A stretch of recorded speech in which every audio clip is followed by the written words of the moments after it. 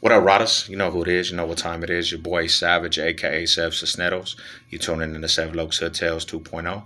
Like, comment, subscribe, share, hit the notification bell.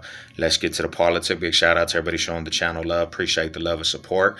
Thank you for the interactions. Before I start this video, I am no way means promoting gang life, gang culture, telling the testimony, giving some life experiences that I've been a part of, and shining some light on the Denver Metro. So with that being said, let's get to the video. And in this video, it's going to be two parts. The first part, somebody asked me in the comment section about the Asian community out there and is there Asian gangs. So to be 100% real with you, when I was growing up, I didn't really see a lot of Asian bangers. I really didn't even see a real big, population of Asians out here. But you always heard about, the tiny rascals being in the West Side. They were like Cambodians.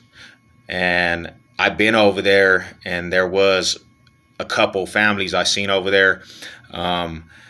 They were always known to be amongst their South. They didn't really put their South out there, but you heard that individuals from the Asian community, the Cambodian community, they were riders. I had a little partner. His name was Dara, and this little fool, he was a fighter. When he first got out here to the States, the fool, he was picked on, but then he learned how to chunk him, and he was a little fighter. And then, I didn't really see Asian bangers, but you always heard about the Asian boy Crips and Thorin. They stayed amongst their Souths, but they was Asian boy Crips, and even in the county, they messed with some of the homies. This fool named Chang, and the homie Zoo. They messed with the Lokes. But like I said, I didn't run into too many of them.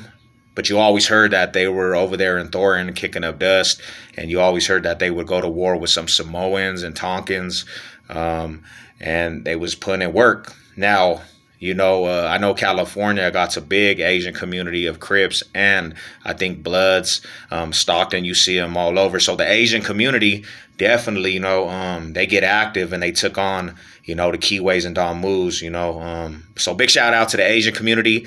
At the moment, you don't really hear about them. You don't really see them. So I think it might have died out. But let me know if you know any Asian bangers. Big shout out to the fools that are on the front line, the Asian homies. My salute to you fools. Second part of the video, I want to talk about the only neighborhood in the Denver Metro which you don't really see any Bloods that set up shop, no hoods. Every other place, majority, besides a couple, you're going to catch Bloods all throughout the Denver Metro. But this is a mecca for the Keyways and a sanction of the Denver Metro that you never had a Blood hood, set up shop. If there was Bloods, they migrated out of, this neighborhood, and that's East Denver, East Side, 5 Points. You never really seen Bloods over there at all. I never, in my whole time being alive, there was never Bloods that set up shop over there. That was the mecca of the Lokes, There's another hood like the Oldies and ESGs and all them, and they were the essays. And I know the Oldies, after a while, they started beefing with the Crips, but for a long time, they were just East Side.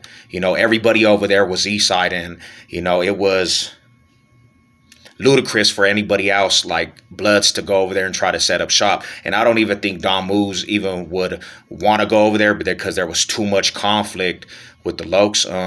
But like I said, every other part of the Denver Metro, Aurora, Monballo, West Side, South, even I know some Bloods that went to the North. That's another neighborhood that you really didn't see Bloods in. But, I know Northside fools that actually chill with some Blood fools over the time. But the East Side, that was a no-no for Blood hoods to go try to set up shop. There was too many riders from the trays that was, quick to move in on that aspect. You didn't really see in that area a lot of red, red clothing. It was all blue. I know they gentrification the neighborhood, but to this day there hasn't been successful blood hood that moved in the east side, and set up shop, and they have their hood over there. That was a no-no. Just like it was hard for the Lokes to go set up shop in Park Hill, and that's what it is, man. Another thing is too about the east side. East Denver was a hood that went to war with a lot of Californians. They were known to go to war with Cali hoods that moved out here.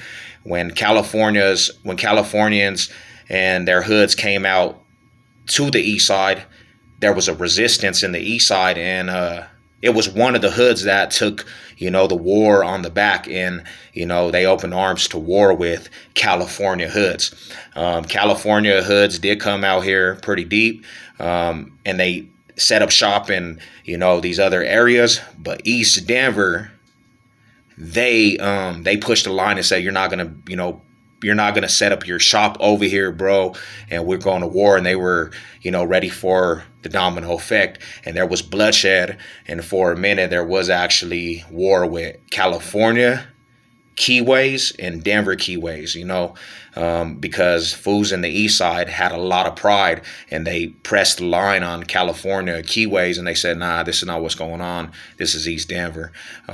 So big shout out to all the east side homies. You know what it is, your boy Savage, Mall High salute. Let's go Riders.